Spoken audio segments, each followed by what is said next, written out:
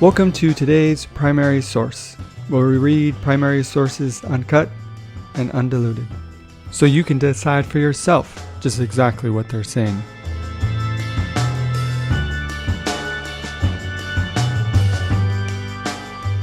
On today's primary sources, a letter from John Adams to his wife Abigail Adams.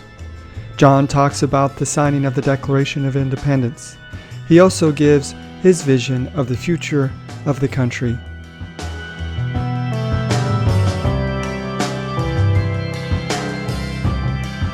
Congress votes for independence, July 1776. John Adams to Abigail Adams. Philadelphia, July 3rd, 1776. Your favor of June 17th, dated at Plymouth, was handed to me by yesterday's post. I was much pleased to find that you had taken a journey to Plymouth to see your friends in the long absence of one whom you may wish to see. The excursion will be an amusement and will serve your health. I was informed a day or two before the receipt of your letter that you had gone to Plymouth by Miss Polly Palmer, who was obliging enough in your absence to inform me of the particulars of the expedition to the lower harbor against the men of war. Her narration is executed with a precision and perspicacity which would have become the pen of an accomplished historian. I am very glad that you had so good an opportunity of seeing one of our little American men of war. Many ideas new to you must have presented themselves in such a scene, and you will in future better understand the relation of sea engagements. I rejoice extremely at Dr. Bulfinch's petition to open an hospital, but I hope the business will be done upon a larger scale. I hope that one hospital will be licensed in every county, if not in every town. I am happy to find you resolved to be with the children in the first class. Mr. Whitney and Miss Katie Quincy are cleverly through inoculation in this city. I have one favor to ask, and that is that in your future letters you would acknowledge the receipt of all those you may receive from me, and mention their dates. By this means I shall know if any of mine miscarry. The information you give me of our friend's refusing his appointment has given me much pain, grief, and anxiety. I believe I shall not be obligated to follow his example. I have not fortune enough to support my family, and what is of more importance, to support the dignity of that exalted station. It is too high and lifted up for me, who delight in nothing so much as retreat, solitude, silence, and obscurity. In private life, no one has a right to censure me for following my own inclinations in retirement, simplicity, and frugality in public life.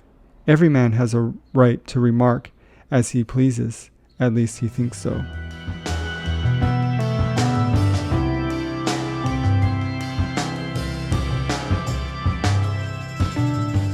Yesterday, the greatest question was decided, whichever was debated in America, and a greater perhaps never was or will be decided among men. A resolution was passed, without one dissenting colony, that these united colonies are, and of right, ought to be free and independent states, and as such they have, and of right ought to have full power to make war, conclude peace, establish commerce, and to do all the other acts and things which other states may rightfully do. You will see in a few days a declaration setting forth the causes which have impelled us to this mighty resolution, and the reasons which we will justify it in the sight of God and man. A plan of confederation will be taken up in a few days. When I look back to the year 1761 and recollect the argument concerning writs of assistance in the Superior Court, which I have hitherto considered as the commencement of the controversy between Great Britain and America, and run through the whole period from that time to this, and recollect the series of political events, the chain of causes and effects, I am surprised at the suddenness as well as greatness of this revolution. Britain has been filled with folly, and America with wisdom. At least this is my judgment. Time must determine. It is the will of heaven that the two countries should be sundered forever. It may be the will of heaven that America shall suffer calamities still more wasting, and distresses yet more dreadful. If this is to be the case, it will have this good effect, at least. It will inspire us with many virtues, which we have not, and correct many errors, follies, and vices, which threaten to disturb, dishonor, and destroy us. The furnace of affliction produces refinement, in the states as well as individuals.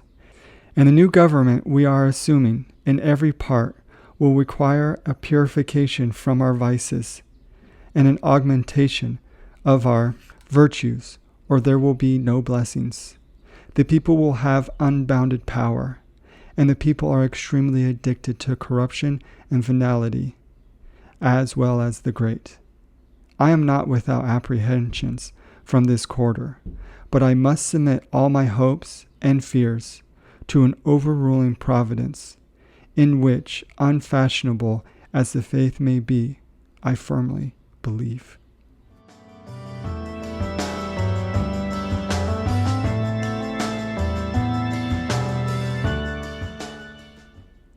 Philadelphia, July 3rd, 1776. Had a Declaration of Independence been made 7 months ago, it would have been attended with many great and glorious effects, which we might, before this hour, have formed alliances with foreign states. We should have mastered Quebec and been in possession of Canada. You will perhaps wonder how such a declaration would have influenced our affairs in Canada.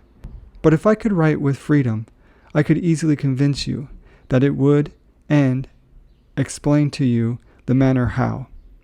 Many gentlemen in high stations and of great influence have been duped by the ministerial bubble of commissioners to treat, and in real sincere expectation of this event, which they so fondly wished, they have now been slow and languid in promoting measures for the reduction of that province. Others there are in the colonies who really wished that our enterprise in Canada would be defeated, that the colonies might be brought into danger and distress between two fires, and be thus induced to submit. Others really wished to defeat the expedition to Canada, lest the conquest of it should elevate the minds of the people too much to hearken to those terms of reconciliation which they believed would be offered us. These jarring views, wishes, and designs occasioned on opposition to many salutary measures, which were proposed for the support of that expedition, and caused obstructions, embarrassments, and steady delays, which have finally lost us the province. All these causes, however, in conjunction, would not have disappointed us, for it had not been for a misfortune which could not be foreseen, and perhaps could not have been prevented, the prevalence of the smallpox among our troops. This fatal pestilence completed our destruction.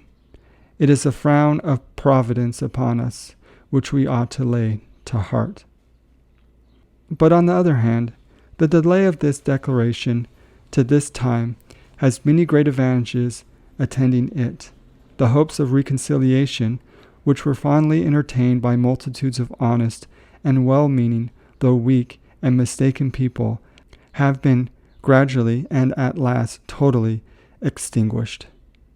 Time has been given for the whole people maturely to consider the great question of independence, and to ripen their judgments, dissipate their fears, and allure their hopes by discussing it in newspapers and pamphlets, by debating it in assemblies, conventions, committees of safety and inspection, in town and county meetings, as well as in private conversations, so that the whole people in every colony of the 13 have now adopted it as their own act.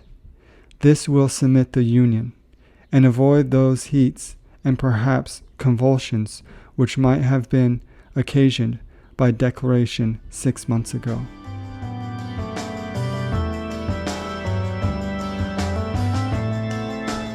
But the day is past.